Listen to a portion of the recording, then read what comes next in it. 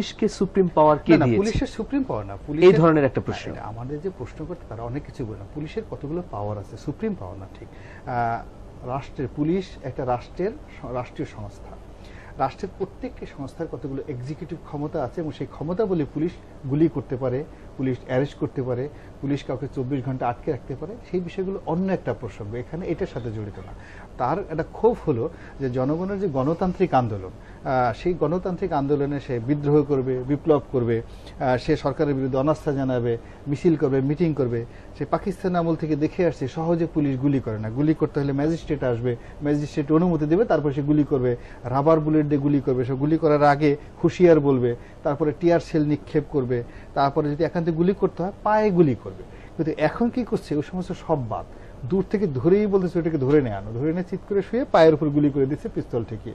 এইটাই হলো তার বিক্ষোভ। কেন এই জিনিসটা হচ্ছে? পুলিশকে এই সুপ্রিম পাওয়ার কে দিয়েছে? দিয়েছে আমাদের নির্বুদ্ধিতা। আমরা যারা মানুষ, আমাদের নির্বুদ্ধিতা আমাদের দিয়েছে হলো আমাদের বোবা মনোভাব। আমরা কথা বলতে জানি না।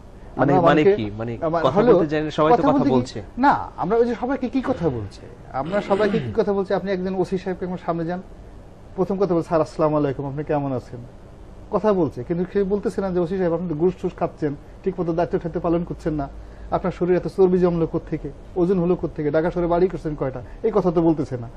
যাওয়ার সাথে সাথে হুজুর আসসালামু আলাইকুম, আপনার চেহারা কি নুরানি ঝলক দিচ্ছে, নিঃসন্দেহে আপনার বাপ দাদা ওলি আল্লাহ ছিলেন, আপনি এত কর্ম করছেন বলে আপনার মতো সুসন্তান পয়দা করেছে। মানুষ কথা বলছে, এই ধরনের কথা বলছে, পরিবেশ অনুযায়ী, পরিস্থিতি অনুযায়ী যেই কথা বললে হুজুর খুশি হবেন সেই ধরনের কথা বলছে।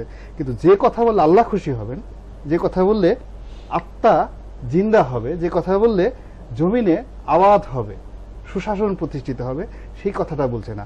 আমাদের দেশটাই হয়ে গেছে শক্তের ভক্ত, নরমের জম।